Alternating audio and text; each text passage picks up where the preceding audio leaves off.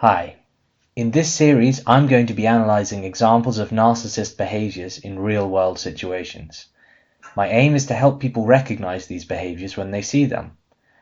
If you want more information on narcissism, I highly recommend listening to H.G. Tudor. He really is the expert, and I've learned an enormous amount from him. In this episode, I'll be analysing Raquel Dakota, also known as Rocky, from Season 3 of Below Deck. I've carried out an extensive analysis on Rocky, and she repeatedly displays all of the key elements of narcissism. I will be showing you a particular situation where she is confronted by her crewmate, Emile, and manipulates her way out of it. Below Deck is a show that follows the workers on private charter yachts. A group of 12 or so people live in close quarters, working on these yachts for several weeks at a time. Rocky is a stewardess on the yacht, which means that she cleans the interior and serves guests. The situation background is that Rocky has been romantically pursuing one of her co-workers, Emile, who is a deckhand on the yacht. But the thing is, Neil doesn't get it. Here's a hot chick. She's right here. Do you want her? I want it. I really want it. And he's just like, you are so close to just hitting the ball out of the park, and all you gotta do is look at the ball. You gotta sink that hook in. You gotta get that hook in there and really get it in. Hey, what's up? I feel like 20 minutes left. Neil, let me get in here. Neil, I'm getting in here. Yeah. What's up, dude? Her behaviour shows some key elements of narcissism: a lack of boundary recognition and a sense of entitlement. These are displayed by actions like physically grabbing Emile, barging into his cabin and climbing into his bed without an invitation, shoving others out of the way to flirt during a business meeting, and making her colleagues uncomfortable. She also shows grandiosity in calling herself a hot chick. After a while, Emile starts to reciprocate interest in Rocky and asks her out on a date. It looks like everything's heading in a good direction. What up? What up? How you doing? You're smiling. What's going on? I was certainly, if we could go out for dinner tonight. You and I? Yeah. Off the boat? 8:30, I love it. have something to eat. I'm Away so from everybody. down. I would love to go on a date, and you are telepathic. Super nice. Aww. Emile, that's the other date. The date starts out okay. What would you like to eat? He's nervous. I'd be nervous too if I was Emile and I asked Raquel out on a date. This is an example of Rocky's grandiosity. The date then takes a turn for the worse as Emile has too much to drink. Are you getting too wasted? Okay, I've lost him. After the date, like a light switch, Rocky flips and no longer wants anything to do with Emile romantically. Of course, this is her choice. However, she never talks to him like an adult and explains the situation to him. Instead, she's mean or dismissive whenever he tries to talk to her. Rocky! I think Emile is really confused. I gave you a golden opportunity and you didn't land it. You didn't land the bird. Where are we gonna put all this crap? No, don't worry. I'm helping you out of my pure kindness, and I'm giving you a piece of me. Go! No. Go now. Really? Yes, go. Stop. You're just stop. Just enjoy our company. Know that we're co-workers. It's co-workers. Rocky flipping and suddenly going from viewing Emile as a potential romantic partner to not wanting anything to do with him shows a key element of narcissism: black and white thinking. To a narcissist, you're either under their control, in which case you're painted white, or you're threatening their control, in which case you're painted black. Victims of narcissists experience this when they go from being adored and idolized during seduction to suddenly being hated and abused during devaluation. Like a light switch, Emile is suddenly no longer a prospective romantic partner and is viewed as a threat to Rocky's control. He doesn't understand what's hit him. Rocky also shows another key sign of narcissism: hypocrisy and compartmentalization. She wants Emile to behave like a co-worker, despite her flirting and acting much more inappropriately with him for a prolonged period of time. So now, instead of talking with Emile like an adult and explaining the situation, Rocky decides to write a note to Emile in front of all of his colleagues. Dude, it's getting to that point where I'm gonna lose it. Where is she? I don't even care. I'm about to lose it right now. I'm gonna write him a huge letter.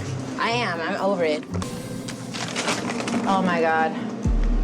No. Oh my God. I don't know how to get any more clear than that.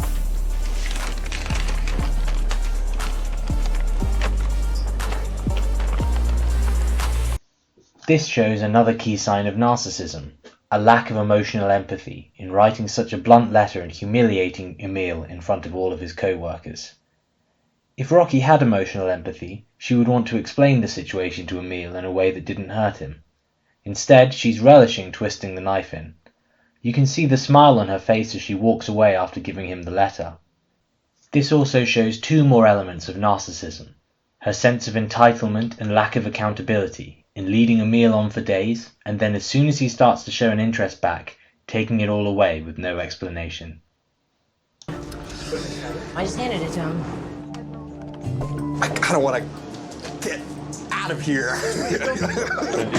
Rocky shows a lack of emotional empathy and a boundary transgression in airing this spectacle in front of the rest of the crew, which is clearly making them feel uncomfortable and awkward. Now we get to the best part. Emile confronts Rocky over her actions.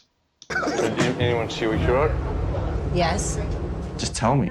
Don't leave a note. That's just a bad way of conveying a message. It makes me look stupid. You didn't even need to say it like that.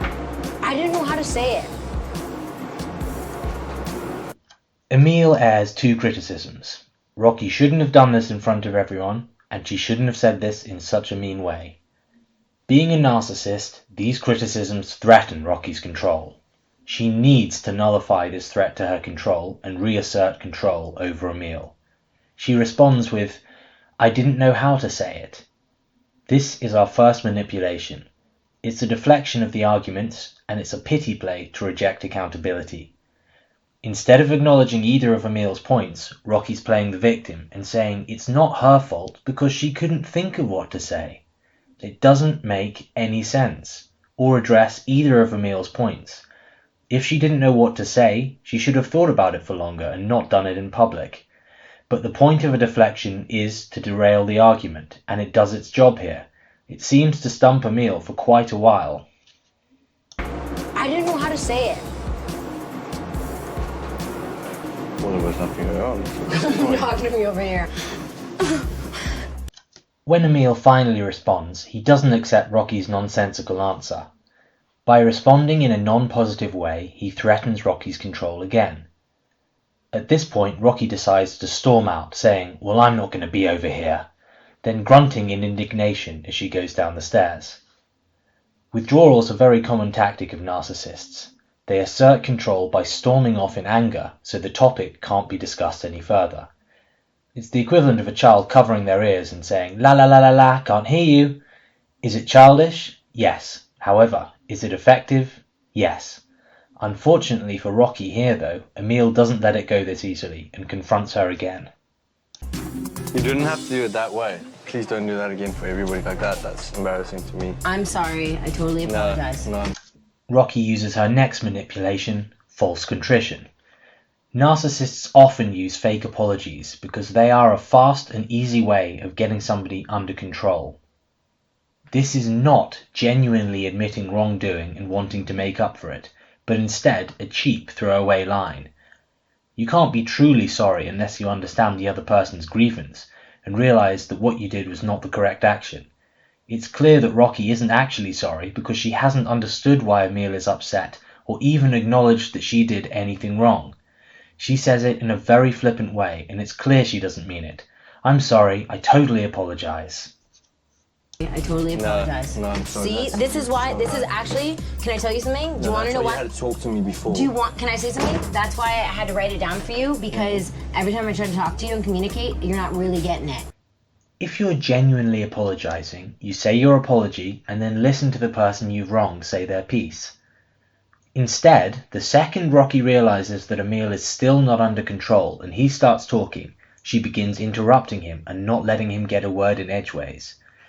This is a great manipulation by narcissists because it allows them to control the flow of the conversation and to control the other person. Every time Emil starts trying to talk, she butts in with, "See, this is actually, can I tell you something? Do you want to know why? Can I say something? That's why." Then Rocky launches into another manipulation, blame shifting. She's now saying it's Emil's fault she had to write the note. Of course, this is another deflection because it doesn't address why she wrote such a mean note and why she did it in public. But it also has the additional benefit of putting Emil on the defensive and having to justify his actions, instead of the focus being on Rocky writing the letter. Again, it's very clear that Rocky's previous apology was meaningless because she doesn't take any accountability for her actions. You're not really getting it. No. See, that's the thing. Like, this is why I can't talk to you. No, This but is you what's gotta driving me nuts. Say, like, Rocky. I've been trying to communicate this with you. Rocky's manipulation of blame shifting continues, but she's added an additional manipulation with the revision of history. She says that she's been trying to communicate with Emil. Well, she has been mean to him, but she certainly hasn't been trying to communicate her lack of feelings towards him in a clear and adult way, especially given her relentless pursuit of him previously. If a narcissist has facts on their side, they'll use them. However, if they don't, they're very adept at making up lies or stretching the truth to the point of breaking, both of which can be very successful manipulations. Emil is really on the back foot at this point, and the whole argument has turned into Rocky attacking him. Notice how he started and continued the argument in a low and controlled tone, but Rocky keeps raising the volume. She's being quite confrontational towards him, even to the point of hitting her chest to emphasize her point. This is not a reasonable and adult way to carry out a conversation. She's using intimidation to gain control and make Emil back off. Narcissists often use intimidation to manipulate others.